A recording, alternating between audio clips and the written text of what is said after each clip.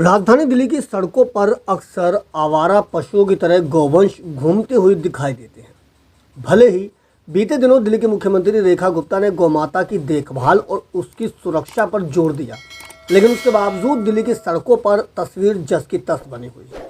इसी को लेकर अब महादेव सेना के संस्थापक अध्यक्ष पंकज नंदा ने भी इस मुद्दे पर बेबाकी से अपने सुझाव दिए, साथ ही सरकार से कई सवाल भी किए हैं।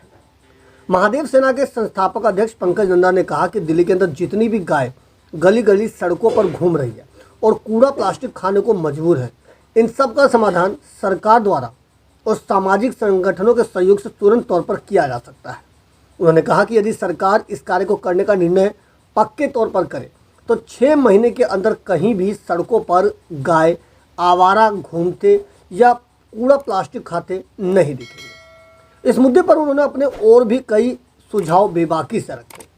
आइए आप भी सुनिए उन्होंने और क्या क्या कहा। देखिए, गौ माता का मुद्दा तो बहुत बड़ा विषय है, पूरे भारतवर्ष के लिए है।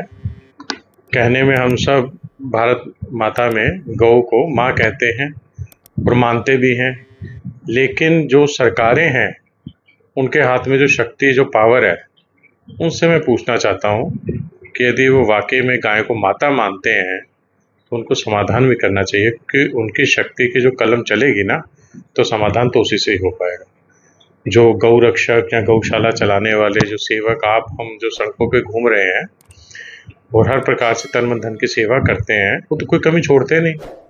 तो कमी जो रह जाती है वो मैं कहूँगा, माफ़ी मांगते हो, कि सरकार की तरफ से रह जाती है। दिल्ली की मुख्यमंत्री चाहे इस विषय को 1 महीने से 6 महीने के अंदर पूरा समाधान निकाल सकती है। कोई भी मुख्यमंत्री चाहे, सरकार चाहे, और पूरे भारतवर्ष में अगर सभी मुख्यमंत्री चाहें तो हर राज्य में इसका समाधान निकल जाएगा। कोई बड़ी बात नहीं, परमानेंट समाधान। जो बच्चे आपने देखा होगा गौ रक्षा दल चलाते हैं, वो भी तो किसी के माँ बाप के बच्चे हैं, किसी के भाई, किसी के पति हैं, किसी के पिता हैं, अपनी जान पर खेलते हैं। घर से गाड़ी निकालते हैं, पेट्रोल डालते हैं, पैसा लगाते हैं, फिर उनकी जान को खतरा। और फिर कई बार ऐसी जगह में देखने आए, उनको बहुत सपोर्ट भी मिल जाता है शासन प्रशासन से, और कई बार उनका बड़ा विरोध भी हो जाता है। उनके ऊपर बिना मतलब के FIR दर्ज भी कर दी जाती है, उन्हें प्रताड़ित भी किया जाता है।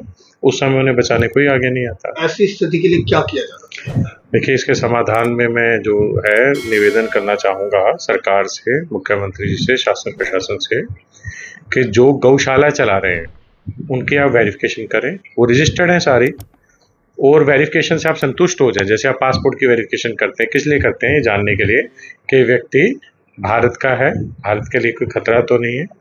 तो उससे आप निश्चिंत हो जाएं कि गौशाला चलाने वाले सब जो हैं ये अच्छे नागरिक हैं, गौ रक्षक हैं, गौ सेवक हैं। तो फिर आप उनको निःशुल्क एक तो जगह उपलब्ध कराएं और उनको जो आर्थिक योगदान दें। जैसे आप NGOs को देते हैं, बड़ी बड़ी NGOs को किताबें छापने के लिए लाखों करोड़ों रुपए मिल जाता है अवेयरनेस के लिए, तो गौशाला वालों को तो कम से कम नहीं तो 1 करोड़ रुपया साल का तो उपलब्ध कराना ही चाहिए, और बड़ी आसानी से कराया जा सकता है पब्लिक प्राइवेट फंड्स के माध्यम से। और उनको एक तो एम्बुलेंस दी जाए, जहाँ पर भी गाय माता घायल हो जाती है तो उनके पास एम्बुलेंस नहीं होती, एक दूसरे को फ़ोन करते हैं। दिल्ली में गिनी चुनी एम्बुलेंस है, उनका एहसान लेना पड़ता है, बड़े फ़ोन लगाने पड़ते हैं, सुविधा नहीं हो